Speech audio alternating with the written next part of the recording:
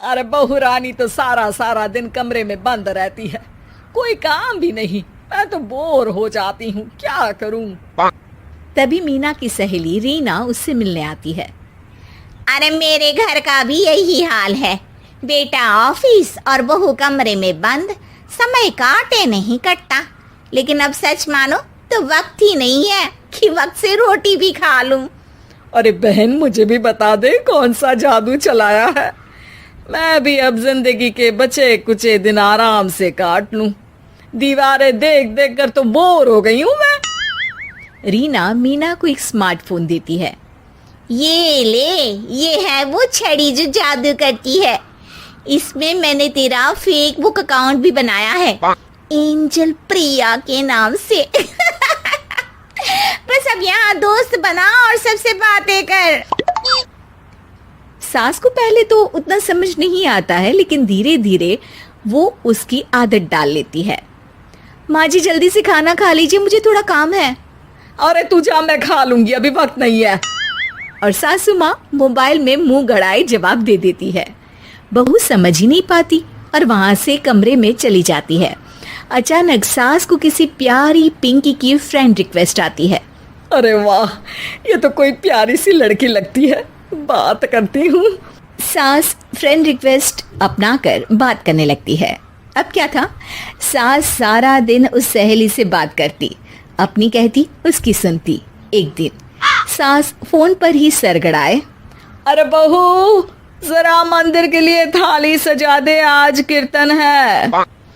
बहू फोन पर किसी को मैसेज टाइप करते कहती है, माँ जी क्या है, अब मुझे क्या पता कि आपको कौन कौन से भगवान की पूजा करनी होती है। तभी सास के पास कोई मैसेज आता है। अच्छा अच्छा ठीक है, रहने दे, मैं ही कर लूंगी। अब मैंने मना थोड़ी ना किया है, कर देती हूँ मैं। अब मैंने भी बोला ना कि थोड़ी देर में बात करती हूँ, तो मैं ही कर लेती हूँ, तू जा अपने कमरे में। बहू वहां से चली जाती है। सास मंदिर पहुंचती है और मंदिर की सीढ़ियों पर बैठकर सास फोन पर लिखती है, अरे मेरी बहू सारा दिन अपने कमरे में बैठी रहती है। वहां से रिप्लाई आता है, मैं आपकी बहू को तो जानती नहीं हूँ, लेकिन हाँ एक बात है, हो सकता है आपने उसे ताने दिए होंगे या फिर उसका दिल दुखाया होगा। ऐसा करने पर बहुओं का मन ससुराल से हट जाता है। याद रखिए, बहू और बेटी में फर्क होता है। सास घर जाती है और बहू से बड़े ही प्यार से बात करती है, उसके लिए खाना बनाती है, उसे गिफ्ट में साड़ी भी देती है। जिसके बाद अगले दिन, माँ जी चलिए आज मैं भी आपके साथ मंदिर चलती हूँ, आते वक्त भोले भैया के गोलगप्पे खाकर आएंगे। अरे हाँ बहू, ये तो अच्छा है, चलो। सास मन में सोचती है कि उसकी फेक बुक वाली दोस्त कितनी अच्छी है। उसके समझाने से उसे उसकी बहू वापस मिल गई।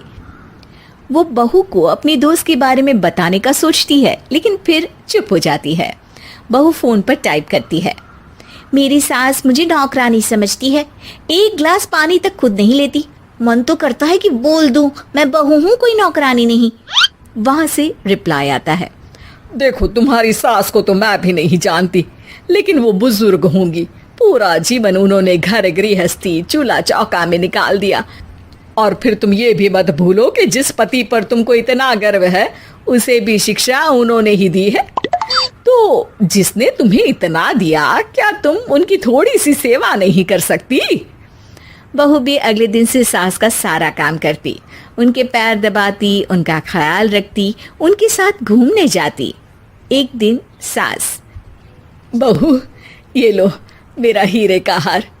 पहले तो सोचा था कि अपनी बेटी को दूंगी, लेकिन आज जब मेरे हाथ पैर में दर्द था तो तुम मेरा साथ दे रही थी।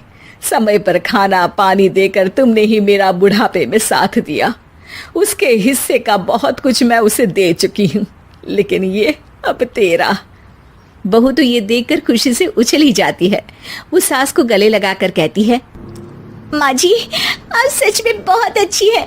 भला हो उस एंजल प्रिया का जिसने मुझे आपसे वापस मिलवा दिया, वरना मैं तो हमेशा आपको गलत ही समझती। मैं तो सोचती थी काश वो एंजल प्रिया मेरी सास होती।